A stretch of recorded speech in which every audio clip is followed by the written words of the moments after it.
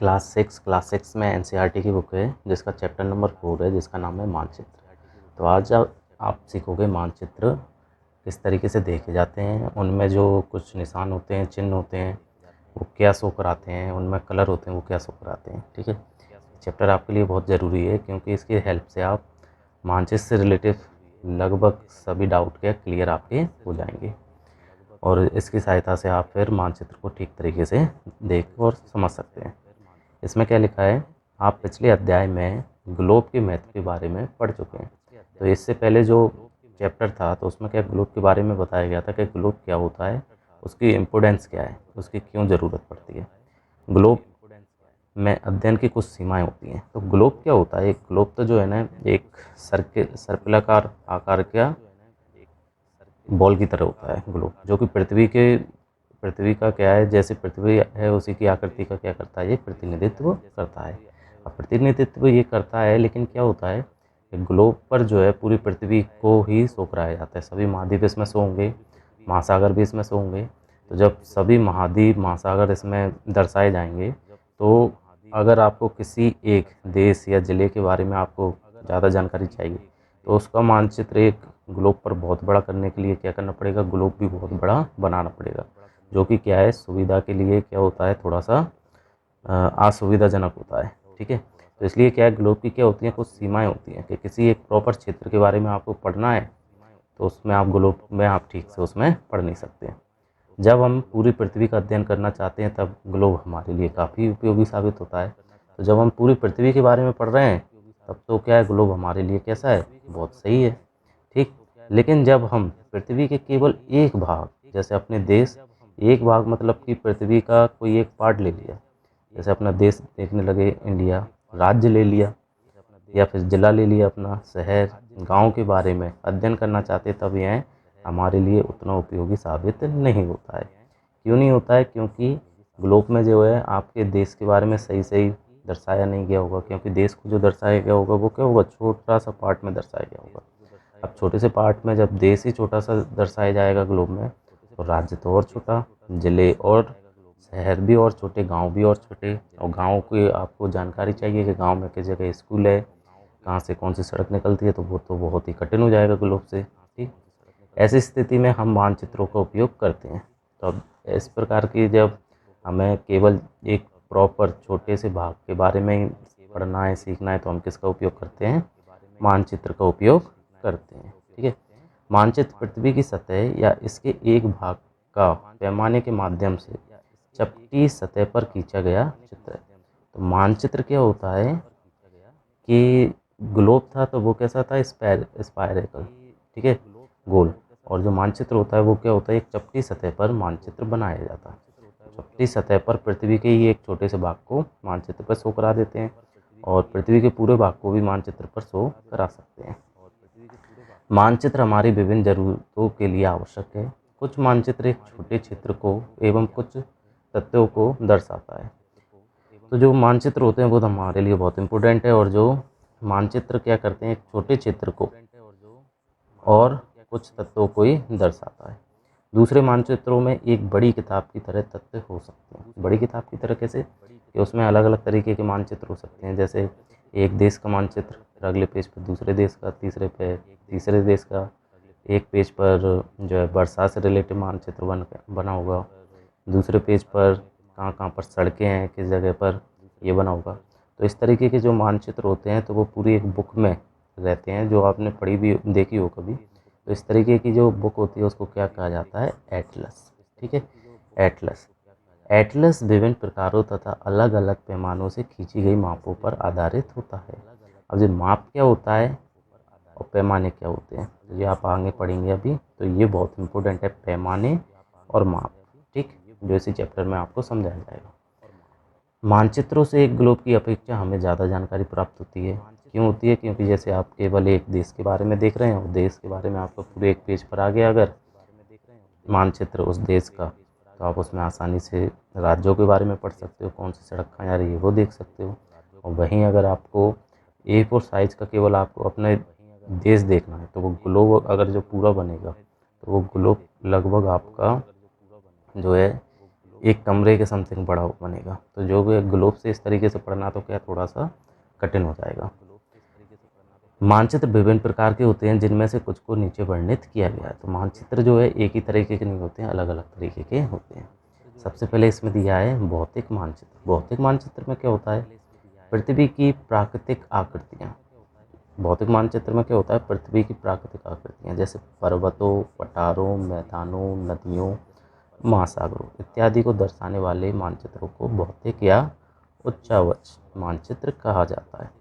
मतलब क्या है कि जैसे अगर पृथ्वी के आप एस्ट्रोनॉट होते हैं जो ऊपर जाते हैं मंगल वगैरह पर, मंगल ग्रह पर या स्पेस में जाते हैं, वो अगर ऊपर से पृथ्वी को देखें और उसमें जो ऊपर क्लाउड होते हैं उन क्लाउडों को हटा दिया जाए, तो अगर पृथ्वी पे उनको जिस तरीके से जो रचनाएं दिखेंगी, उनको पहाड़ दिखे, नदियाँ दिखी, या मैदान दिखा, या कोई जलाशय दिखा, तो जिस कंडीशन में जो चीज़ यहाँ पर दिख रही है तो उसी तरीके से जो मानचित्र में शो कराए जाते हैं उन्हें बोला जाता है भौतिक मानचित्र।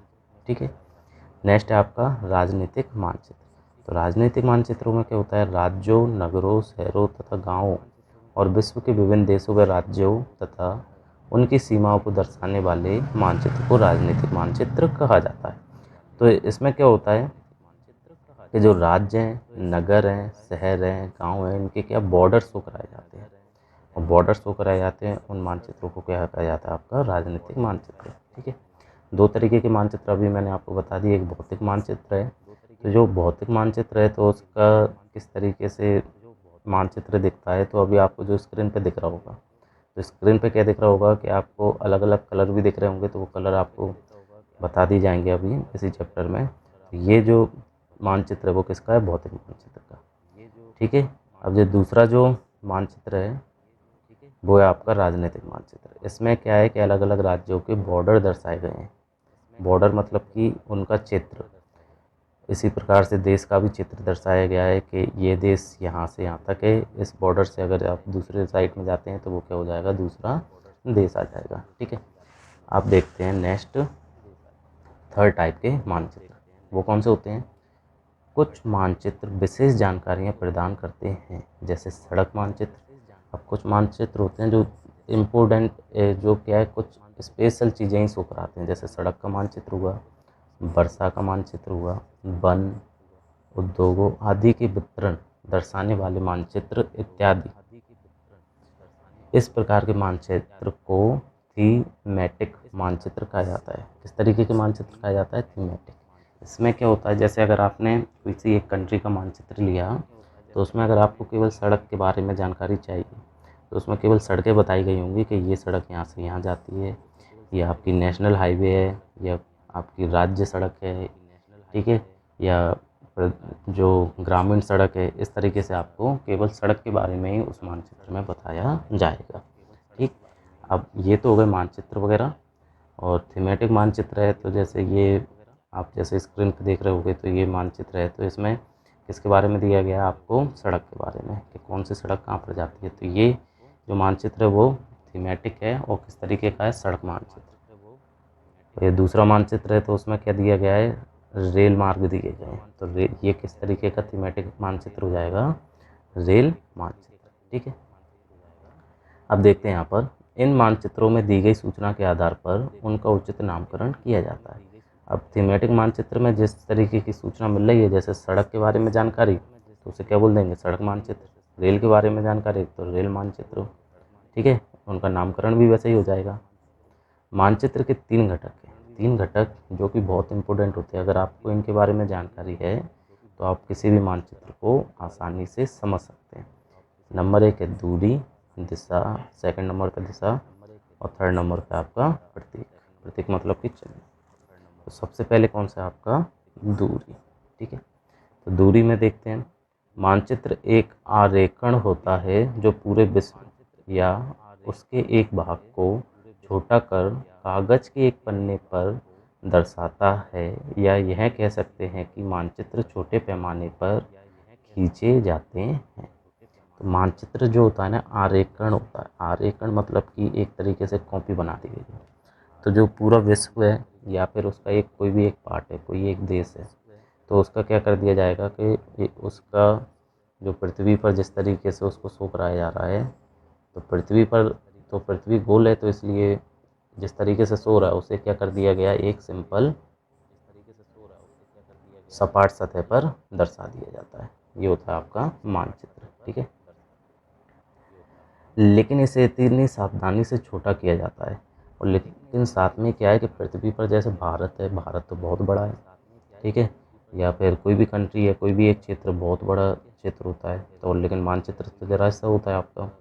ठीक, तो इसे में क्या किया जाता है, जैसे भारत को शो कराना है तो उसे छोटा करके दिखाया जाता है, या किसी दूसरे क्षेत्र को भी, जिस भी क्षेत्र को शो करा रहे हैं उसे छोटा कर दिया जाता है। तो उसमें क्या किया जाता है कि लेकिन इसे इतनी सावधानी से छोटा किया जाता है ताकि स्थानों के बीच की दूरी वास्तविक रहे। स्थानों के बीच की दूरी क्या रहे, वास्तविक रहे। वास्तविक कैसे रहेगी, यह तभी संभव हो सकता है जब कागज पर एक छोटी दूरी स्थल की बड़ी दूरी को व्यक्त करती हो। तो ये कैसे होगा कि जो आप मानचित्र बना रहे हो कागज पर, तो उसमें एक दूरी हो जो कि वास्तविक जो दूरी है देश की, तो वो क्या है, कागज पे भी सही सही शो कराए। ठीक है, अब इसको इस तरीके से समझा जा सकता है, जैसे कि मान लीजिए कि जो एक देश है, मान लीजिए, या फिर देश की जगह एक छोटा ही सा मानचित्र बनाने की कोशिश करते हैं, जैसे कि ये है आपका बस स्टैंड। ठीक, अब बस स्टैंड को शो कराया जाता है अलग अलग तरीके से, लेकिन अब ये यहाँ पर ऐसे बनाकर और इस पर क्या कर देते हैं, बस स्टैंड लिख देते हैं। ठीक है, अब बस स्टैंड से जो है आपकी एक स्कूल है, तो स्कूल की जो दूरी है क्या है, स्कूल की जो दूरी है मान लीजिए वो कितना है, 2 किलोमीटर। 2 किलोमीटर। तो यहाँ पर क्या हो गया कि जैसे 2 किलोमीटर अगर आप शो करा रहे हो, दो की जगह सॉरी इसे ले लेते हैं 4 किलोमीटर दूरी शो करा रहे हो, तो यहाँ पर अगर आप स्केल रख कर देखो ज़रा, तो स्केल रखेंगे तो ये लगभग कितना आ जाएगा, 4 सेंटीमीटर। तो 4 सेंटीमीटर इसका मीन्स क्या हुआ कि आपकी वास्तविक दूरी तो बस स्टैंड और स्कूल की कितनी है, 4 किलोमीटर, और मैप बना रहे हैं तो उसमें कितनी आ रही है, 4 सेंटीमीटर। तो इसका मतलब क्या हुआ, यहाँ पर क्या है, 1 सेंटीमीटर, जो 1 सेंटीमीटर है वो कितना, 1 किलोमीटर के बराबर है। तो इससे क्या होगा कि जैसे अगर आपको बस स्टैंड से मान लीजिए क्या बनाना है, एक बैंक बनाना है, और बैंक मान लीजिए कितनी दूर है, 5 किलोमीटर, तो 5 किलोमीटर होगा। तो 5 किलोमीटर के लिए 1 2 3 4 5, लगभग इतनी दूरी पर फिर आप क्या बना दोगे, एक बैंक। और ये कितना होगा, 5 सेंटीमीटर की दूरी पर। ठीक है, तो इस तरीके से क्या होता है कि जो वास्तविक दूरी है, वास्तविक दूरी बस स्टैंड से स्कूल की कितनी है, 4 किलोमीटर, बस स्टैंड से बैंक की कितनी दूरी है, 5 किलोमीटर। तो उसी वास्तविक दूरी को मैप पर शो कराने के लिए क्या मान लिया कि 1 किलोमीटर कितना है, यहाँ पर 1 सेंटीमीटर। तो 1 सेंटीमीटर, 2 सेंटीमीटर, 3 और जो 4 सेंटीमीटर, तो 4 सेंटीमीटर पे तो क्या हो गया, आपका स्कूल हो गया। फिर तो जितनी दूरी वास्तव में, उतनी दूरी को छोटा करके क्या मैप में आपके बताया जाता है। ठीक, तो इस तरीके से क्या है, दूरी आपको समझ में आया होगा कैसे शो कराई जाती है। और ये जो है दूरी जो ली गई है, इसी को बोला जाता है पैमाना। पैमाना कैसे, कि यहाँ पर एक पैमाना ले लिया गया है कि 1 centimetre is equal to 1 kilometre, 1 centimetre बराबर है 1 किलोमीटर के मैप में। ठीक है, तो इसी को क्या बोला जाता है, पैमाना। ठीक, अब इसमें दिया हुआ है आपका, इसलिए इस उद्देश्य के लिए एक पैमाना चुना जाता है। तो किसी भी वास्तविक दूरी को छोटा करके मैप पे शो कराना है तो एक पैमाना चाहिए, जो मैंने पैमाना आपको बता दिया। पैमाना स्थल पर वास्तविक दूरी तथा मानचित्र पर दिखाई गई दूरी का अनुपात होता है, जो कि अनुपात था 1 किलोमीटर 1 सेंटीमीटर का अनुपात निकल के आया। ठीक है, उदाहरण के लिए आपके विद्यालय और घर के बीच की दूरी 10 किलोमीटर है, जैसे मानचित्र पर ये अब आप पढ़ लेना कि मैंने आपको समझा दिया है। अब यहाँ से पढ़ते हैं, जब बड़े क्षेत्रफल वाले भागों जैसे महाद्वीपों या देशों को कागज पर दिखाना होता है, तब हम लोग छोटे पैमाने का उपयोग करते हैं।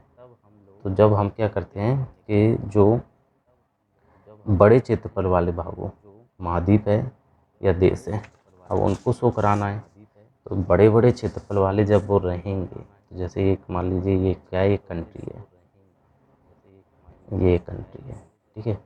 अब एक कंट्री आपने इतने में आपकी क्या हो गई, ख़त्म हो गई, तो समथिंग कितना, 2 सेंटीमीटर में। अब उस कंट्री की जो है यहाँ से लेके यहाँ तक, जो पूरब से लेके पश्चिम तक, पूरब से लेके पश्चिम तक जो विस्तार है, या ये बोल सकते हैं ये जो विस्तार है, वो कितना मान लीजिए उस कंट्री का है 1000 किलोमीटर। तो यहाँ पर पैमाना क्या निकल के आया कि आप क्या शो करा रहे हैं, 2 सेंटीमीटर में से शो करा रहे हैं, तो यहाँ के निकल के आएगा 1 सेंटीमीटर में कितने शो करा रहे हो आप, 500 किलोमीटर। तो ये जो है पैमाना है, ये 1 सेंटीमीटर में कितने, 500 किलोमीटर शो करा रहे हैं इस मैप में। तो ये जो पैमाना है, तो ये पैमाना कैसे हो जाएगा आपका, तब हम लोग छोटे पैमाने का उपयोग करते हैं। क्या कर दिया, छोटा कर दिया। छोटा कैसे, 500 किलोमीटर के लिए एक छोटी इकाई ले रहे हैं, बस 1 सेंटीमीटर की, ठीक है, बहुत छोटी इकाई ले रहे हैं, तो ये क्या हो गया, छोटा पैमाना बन गया। और जबकि यहाँ पर देखिए, यहाँ पर 1 किलोमीटर के लिए 1 सेंटीमीटर ले रहे हैं, तो इसे बोलते हैं बड़ा पैमाना। जहाँ पर क्या है, जो इस वाली वैल्यू और इसमें ज़्यादा अंतर ना हो, वो क्या कहलाते हैं, आपके बड़ा पैमाना। और यहाँ पर क्या है कि जो पैमाना मान रहे हो, वो जो वास्तविक दूरी हो, उन दोनों में बहुत ज़्यादा अंतर हो, उसे क्या बोलते हैं, छोटा पैमाना बोलते हैं, छोटा पैमाना, ठीक है। लेकिन अब क्या होगा कि जब भी आपको कोई बड़े बड़े क्षेत्रफल को दर्शाना है, तो आपको छोटा पैमाना ही उपयोग में करना पड़ेगा। उदाहरण के लिए 5 सेंटीमीटर स्थल के लिए 500 किलोमीटर को दर्शाता है, इसको छोटे पैमाने वाला मानचित्र कहा जाता है। तो जब छोटे पैमाने में, तो क्या होगा कि जो आपने पैमाना लिया है और जो वास्तविक दूरी है, दोनों में बहुत ज़्यादा गैप होगा, तो वो कैसे होता है, छोटा पैमाना होता है। जब एक छोटे क्षेत्रफल वाले भाग, जैसे आपके गांव या शहर को कागज़ पर दिखाना होता है, छोटा क्षेत्रफल वाला, इसमें क्या था, बड़ा क्षेत्रफल वाला। अब छोटे क्षेत्रफल वाले भाग को आपके गांव वगैरह को दर्शाना है, तो क्या करेंगे, जैसे स्थल 500 मीटर की दूरी को 5 सेंटीमीटर से दर्शाया जाता है, इस प्रकार के मानचित्र को बड़े पैमाने वाला मानचित्र कहा जाता है। इस तरीके का मानचित्र कहेंगे, इसे बड़े पैमाने वाला मानचित्र कहा जाएगा। क्यों, क्योंकि आपका जो गांव है, तो गांव या शहर, अब शहर ज़्यादा से ज़्यादा कितने किलोमीटर में होते हैं, 10 किलोमीटर में। अब 10 किलोमीटर इस पूरे में शो कराना है आपको, यहाँ से लिख लीजिए, यहाँ से लेके यहाँ तक 10 किलोमीटर। अब 10 किलोमीटर इतने पूरे में शो करा रहे हो, या पूरे दूसरे पेज में शो करा रहे हो, पूरे फुल A4 साइज में, तो यहाँ से लेके यहाँ तक जैसे 10 पार्ट में भी बांटोगे सेंटीमीटर के हिसाब से, तो देखोगे कि वो 10 से ही ज़्यादा हो रहे हैं। तो यहाँ पे 1 सेंटीमीटर कितना हो जाएगा, यहाँ से यहाँ तक की आपको मालूम है पूरी टोटल कितनी है, 10 किलोमीटर है दूरी। तो यहाँ पर अगर एक एक भाग में भी बांट रहे, तो 1 सेंटीमीटर मान लीजिए 1 किलोमीटर हो जाएगा। तो पैमाना कैसे निकल के आएगा, छोटा ही निकल के आएगा, ठीक है। बड़े पैमाने वाले मानचित्र छोटे पैमाने वाले मानचित्र की अपेक्षा अधिक जानकारी प्रदान करते हैं। बड़े पैमाने वाले, जैसे आपके शहर का, गांव का जो मानचित्र बनेगा, वो कैसा बनेगा, बड़े पैमाने वाला। छोटे पैमाने वाले मान लो, जैसे कि आपके किसी देश का बन रहा है, ठीक है, महाद्वीप का बनना है, वो होता है छोटे पैमाने वाला। और जो बड़ा पैमाने वाला होता है, उसमें क्या ज़्यादा जानकारी मिलती है, उसमें आप क्लियरली देख सकते हो कोई स्कूल कहाँ पर है, कोई चीज़ कहाँ पर है, वो आपको क्लियरली मिल जाएगी बड़े पैमाने में, छोटे पैमाने में मिलेगी नहीं, ठीक है। अब जैसे ये एक मैप दिया हुआ है, तो ये किस तरीके से बनाया गया है, आपका बड़े पैमाने वाला बनाया गया है, ठीक है। बड़े पैमाने वाला यहाँ पर ये दिया भी है, 1 centimetre is equal to 10 metre. 1 centimetre में कितना लिया गया है, यहाँ पर 10 मीटर लिया गया है, ठीक है। तो ये तो है आपका बड़े पैमाने वाला। अब इसमें आप क्लियरली देख सकते हो कि कहाँ पर आपका सामुदायिक केंद्र है, किसी का घर कहाँ पर है, दुकानें कहाँ हैं, विद्यालय कहाँ है, ये आपको इसमें क्लियरली दिख जाएगा। इसी प्रकार से होता है आपका छोटे पैमाने वाला। अब ये जो मानचित्र है, ये कैसा है, छोटे पैमाने वाला है। अब छोटे पैमाने वाले मानचित्र में आपका देश ये रहा। अब इसमें आप अपना गांव ढूंढिए, तो गांव भी मुश्किल से मिलेगा, फिर उसमें आप जानकारी आपको मिलेगी पूरी पूरी कि स्कूल कहाँ है, रोड कहाँ पर है, नहीं मिल रही है। तो बड़े पैमाने वाले मानचित्र में आपको ज़्यादा जानकारी नहीं मिलती है, ठीक है। और जो छोटे पैमाने वाला होता है उसमें आपको क्लियरली दिखता है कि कहाँ पर क्या चीज़ है, ठीक। अब नेक्स्ट दिया हुआ है आपका, तो ये था आपका दूरी, जो मैंने आपको पूरा समझा दी है दूरी किस प्रकार से देखी जाती है मानचित्र में। नेक्स्ट है आपके दिशा। दिशा के बारे में समझेंगे। दिशा तो जैसे आप जानते ही होंगे, 4 प्रमुख दिशाएं होती हैं। अधिकतर मानचित्र में ऊपरी दाहिनी तरफ तीर का निशान बना होता है। कोई भी मानचित्र अगर आप देखोगे तो उसमें क्या होता है, मानचित्र जो बना होता है तो उसमें एक साइड में ऐसे ऊपर की ओर ऐसे तीर का निशान बना होता है, और उसमें ऊपर लिखा रहता है ऊ। इसका मीन्स है फुल फॉर्म है उत्तर, ठीक है। हर मानचित्र में रहता है अधिकतर, जिसके ऊपर अक्षर ऊ लिखा होता है। यह तीर का निशान उत्तर दिशा को दर्शाता है। तो ये तीर का निशान बता क्या रहा है कि जैसे यही मानचित्र है, और ये है देखो, ये तीर का निशान है, ये लिखा है ऊ, तो मतलब क्या है, यहाँ पर कौन सी दिशा है, उत्तर। जब आपको उत्तर मालूम है कि यहाँ उत्तर है, तो आप मानचित्र में आसानी से ढूंढ सकते हैं कि उत्तर के अपोजिट में कौन सी होगी, दक्षिण, ठीक है। उत्तर यहाँ पर है, तो उत्तर के अपोजिट कौन सी होती है, दक्षिण। फिर आपकी उसके जो है सीधे हाथ साइड में कौन सी दिशा हो जाएगी आपकी, वो हो जाएगी आपकी पूरब, और उल्टे हाथ साइड में कौन सी हो जाएगी, पश्चिम, ठीक। तो ये आपको मानचित्र में आसानी से दिशा ढूंढ सकते हो। अगर आपको एक दिशा दी गई है तब भी आप चारों दिशाएं बता सकते हो, ठीक है। नेक्स्ट क्या दिया है, इसे उत्तर रेखा कहा जाता है। फिर वो जो लाइन दर्शाई जाती है उसे क्या कहा जाता है, उत्तर रेखा कहा जाता है। जब आप उत्तर के बारे में जानते हैं तब आप दूसरी दिशाओं जैसे पूर्व, पश्चिम, उत्तर, दक्षिण के बारे में पता लगा सकते हैं। चित्र 4.2 में 4 मुख्य दिशाएं उत्तर, दक्षिण और पूर्व, पश्चिम को दिशा दर्शाया गया है। ये प्रधान दिग्बिंदु कहे जाते हैं। तो ये जो 4 प्रमुख दिशाएं, ये चित्र दिया हुआ है, इसमें उत्तर, दक्षिण, पूर्व, पश्चिम। एक तो ये आपकी उत्तर, दूसरी ये आपकी दक्षिण, ये आपकी पूर्व, और ये कौन सी है, पश्चिम। तो ये जो 4 दिशाएं, इनको क्या बोलते हैं, आपकी प्रधान दिग्बिंदु कहा जाता है। बीच की 4 दिशाएं, बीच में भी इनकी 4 दिशाएं होती हैं, उत्तर, पूर्व, दक्षिण, पूर्व। अब ये कैसे बनती हैं, ये देखें, एक है ये वाली, तो ये इसको किस तरीके से पढ़ोगे, तो जब भी ये किस किस के बीच में है, उत्तर के और पूरब के बीच में है, तो इसे क्या बोलेंगे, उत्तर पूरब। पूरब उत्तर नहीं बोला जाता है, क्या बोलेंगे, उत्तर पूरब बोला जाता है, ठीक है। उत्तर पूरब ये है, तो ये किस किस के बीच में है, दक्षिण पूरब, तो दक्षिण पूरब बोला जाएगा। ये दिशा है, तो ये किस किस के बीच में आपकी, दक्षिण पश्चिम, तो दक्षिण पश्चिम कहा जाएगा। ये वाली दिशा है जो किस किस के बीच में है, उत्तर पश्चिम, तो इसे क्या कहा जाएगा, उत्तर पश्चिम। जिस प्रकार से आप पूरब पहले नहीं लगा सकते इस प्रकार की दिशाओं में, उसी प्रकार से आप पश्चिम भी नहीं लगा सकते, आप उत्तर पहले बोलोगे या दक्षिण पहले बोलोगे, ठीक है।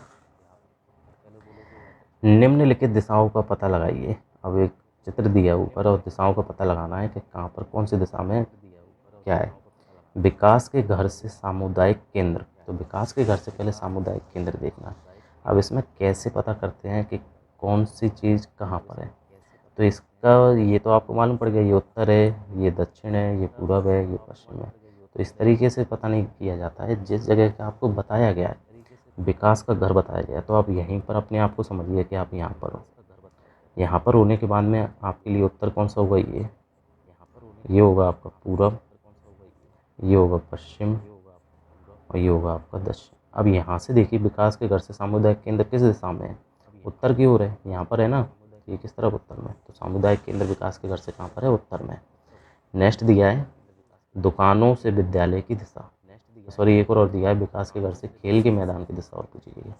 तो विकास के घर से ही देखना है खेल का मैदान कहाँ पर है, तो विकास का घर कहाँ पर है आपका, यही है, ठीक है। अब यहाँ से आपको क्या देखना है, खेल का मैदान देखना है। तो विकास का घर यहाँ, अब खेल का मैदान आप देखोगे तो ये तो आपका उत्तर है इस साइड में, यहाँ पर ये आपका पूरब है, तो और खेल का मैदान कहाँ पर है, यहाँ पर है। ना वो पूरब में ठीक से, ना वो उत्तर में ठीक से, कहाँ है, बीच में। तो ये कौन सी दिशा कहलाएगी आपकी, जैसे इसमें शो कराई गई है, जो चीज़ पूरब में ठीक से ना हो और उत्तर में भी नहीं, बीच में हो, तो उसे क्या बोलते हैं, उत्तर पूरब दिशा। तो विकास के घर से खेल का मैदान कहाँ है, उत्तर पूरब दिशा में है, ठीक है। नेक्स्ट और पूछा इसी में, दुकानों से विद्यालय की दिशा, दुकानों से, तो दुकानों पर पहुंच जाएंगे। दुकान कहाँ है? यहाँ पर। अब दुकान यहाँ से यहाँ तक है, यहाँ से यहाँ तक है, तो जो भी हो लेकिन आप बीच का सोचा करो, कहाँ पर? बीच में लगो। और बीच से लेकर देखा करो, बीच में लेकर देखोगे तो दुकानों के लिए यहाँ पर कौन सी दिशा हो गई? उत्तर, ये हो गई दक्षिण, ये वाली दिशा कौन सी हो जाएगी आपकी? पूरब, और ये कौन सी हो जाएगी आपकी? पश्चिम। तो जिस जगह से पूछा जाए आप उसी जगह पे अपने आप को मानिए। अब यहाँ से जो विद्यालय है वो कहाँ है? यहाँ। और यहाँ पर अगर आप देखोगे तो कौन सी दिशा आ रही है? पूरब। तो दुकानों से विद्यालय की दिशा कौन सी है? पूरब दिशा। ठीक है, तो ये था आपका दिशाओं के बारे में। तो आपसे जब भी कभी पूछा जाता है कि इस जगह से ये कहाँ पर है, कुछ भी पूछा जाए, जैसे खेल के मैदान से सामुदायिक केंद्र कहाँ है, तो आप खेल के मैदान पे ही अपने आप को समझिए। खेल के मैदान से ये कौन सी दिशा होगी? उत्तर, ये दक्षिण होगी, ये पूरब होगी, और ये कौन सी होगी आपकी? पश्चिम। अब खेल के मैदान से सामुदायिक केंद्र किस तरफ को पड़ रहा है आपका? ये पश्चिम है, जो उत्तर है, तो लगभग क्या है? उत्तर पश्चिम है। ठीक है, उत्तर पश्चिम। और जब भी देखा करोगे तो बीचों बीच में लिया करो। खेल का मैदान बोला है तो खेल के मैदान के बीचों बीच से। ठीक है, अब नेक्स्ट है आपका, हम दिक् सूचक की सहायता से किसी स्थान की दिशा का पता लगा सकते हैं। अब दिक् सूचक क्या होता है? दिक् सूचक एक जो है यंत्र होता है, सामान्य यंत्र। इसमें क्या होता है कि एक निडल होती है जो कि चुंबक की होती है, और ये जो निडल आप इस दिक् सूचक को कहीं भी रखिए, ये निडल हमेशा उत्तर दक्षिण की ओर ही रहती है। एक इसका पार्ट होगा उत्तर की और एक पार्ट किस तरफ होगा? दक्षिण की ओर। तो इसकी सहायता से क्या कर सकते हो आप? कभी भी कहीं पर हो, रात में हो, रात में सूरज से आप, सूरज की सहायता तो आपको मिलेगी नहीं दिशा किस साइड में, तो आप क्या कर सकते हो? इस निडल की सहायता से, इस दिक् सूचक की सहायता से उस जगह पर रखोगे आप, तो आपको ये हमेशा उत्तर की तरफ रहेगा, तो वो बता देगा कि इस साइड में उत्तर है, तो आप बाकी दिशाएं आप देख ही लोगे, फिर दक्षिण भी, पूरब और पश्चिम भी। ठीक है, नेक्स्ट है आपका प्रतीक। क्या है? प्रतीक। अभी क्या पढ़ा था? दिशा, और दिशा के बाद में क्या है? प्रतीक।